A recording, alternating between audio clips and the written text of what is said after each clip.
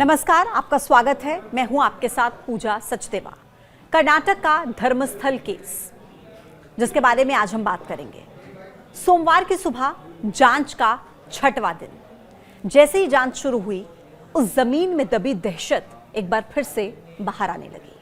शिकायतकर्ता सफाई कर्मचारी ने कुल 13 जगहों की मार्किंग की थी। ये मैंने आपको पिछले वीडियो में बताया था। कुल 13 जगह जहां पर लाशें दफन होने का दावा था। और सोमवार की सुबह साइट नंबर 11 की बारी थी।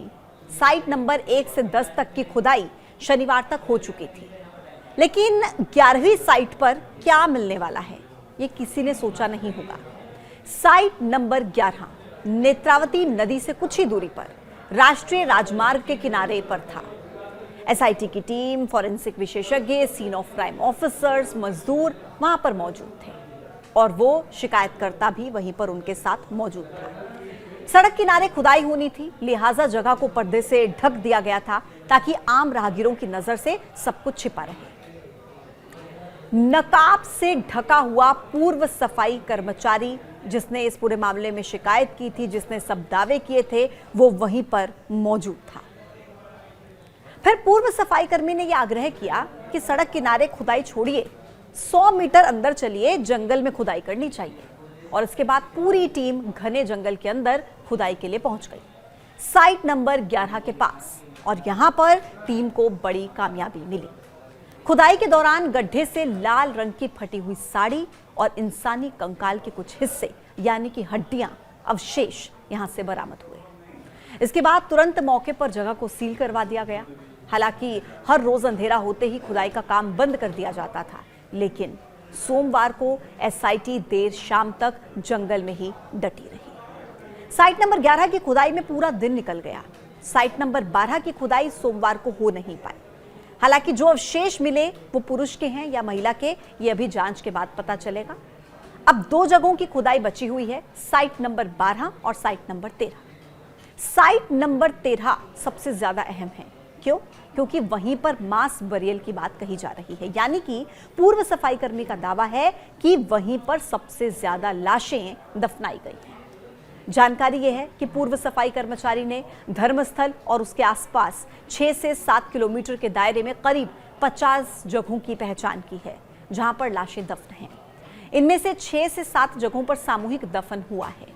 फिलहाल पहले चरण में सिर्फ 13 जगहों की खुदाई हो रही है, बाकी जगहों की खुदाई अगले चरण में होगी।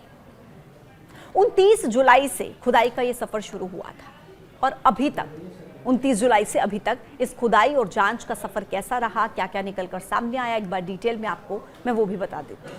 29 जुलाई खुदाई का पहला दिन। नेत्रावती नदी के किनारे साइट नंबर 1 की खुदाई हुई। 15 फीट गहरा गड्ढा किया गया, लेकिन कुछ नहीं मिला। 30 जुलाई दूसरा दिन खुदाई का। साइट नंबर 2, 3, 4 और 5 पर खुदाई हुई। लाशें नहीं मिली, लेकिन साइट नंबर 2 से लाल रंग का एक फटा हुआ ब्लाउज और एक पैन कार्ड, एक एटीएम कार्ड वहां से जरूर मिला। 31 जुलाई तीसरा दिन। साइट नंबर 6 पर पहली बार इंसानी हड्डियां मिली। मजदूरों ने हाथों से मिट्टी हटाई, फॉरेंसिक टीम ने इस सबूत को सुरक्षित किया। फिर 1 अगस्त से 3 अगस्त साइट नंबर 7, 8, 9 और 10 की खुदाई की गई, लेकिन फिर कुछ नहीं मिला। 4 अगस्त 6वां दिन, साइट नंबर 11 से फिर इंसानी हड्डियां बरामद हुई। हालांकि साइट नंबर 11 की जिस जगह पर मार्किंग की गई थी उससे 100 मीटर दूरी पर यह मिला वहां पर। अब इस बीच जानकारी यह भी है कि मामले में अब एक नया गवाह भी सामने आया है। शनिवार को एक शख्स बेलथांगड़ी में एसआईटी के सामने पेश हुआ। उसने दावा किया कि उसे धर्मस्थल गांव में किए गए कई अवैध दफनों की प्रत्यक्ष तौर पर जानकारी है। उसने कहा कि खुद कई जगहों पर उसने चुपके से लोगों के दफनाने की गतिविधियां देखी हैं। अब उसके बयान के आधार पर अन्य कब्र स्थलों का पता लगाने में पुलिस को मदद मिल सकती है। यह पूरी कार्रवाई बहुत ही गुप्त तरीके से, सीक्रेटली तरीके से जो है की जा रही है, ताकि भीड़ भाड़ या फिर अफरा तफरी का आलम वहां पर ना हो। कुल मिलाकर यह जरूर समझा जा सकता है कि जो दावे उस पूर्व सफाई कर्मचारी की तरफ से किए गए, उस शिकायतकर्ता की तरफ से किए गए, वो पूरी तरह से झूठ तो नहीं है, उनमें कुछ तो बात है। साइट नंबर 6 और 11 से जो सबूत मिले हैं वो हैरान कर देने वाले हैं। हालांकि अब सबसे बड़ी कसौटी है साइट नंबर 13। जो दावा साइट नंबर 13 को लेकर किया गया है मास बरियल का, अगर वो सच होता है तो यकीनन पूरे धर्मस्थला को हिला देगा। साइट नंबर 13 की खुदाई का इंतजार है और जो तथ्य सामने आएंगे वो एक बार फिर मैं वीडियो के माध्यम से आपके सामने रखूंगी कि जो मास बरियल का दावा साइट नंबर 13 पे किया गया है उस पूर्व सफाई कर्मचारी की तरफ से, क्या वो दावा सच्चा है? क्या वाकई साइट नंबर 13 पर कुछ ऐसा है? क्या सच में वहां पर इतनी सारी लाशें दफन हैं कि जब उसका सच बाहर आएगा तो पूरी धर्मस्थला ही नहीं बल्कि पूरे देश को वो हिला कर रख देगा। हर एक अपडेट आप तक पहुंचाएंगे। आज के इस वीडियो में इतना ही, फिर होगी मुलाकात नए अपडेट के साथ। देखते रहिए न्यूज़ 18। नमस्कार।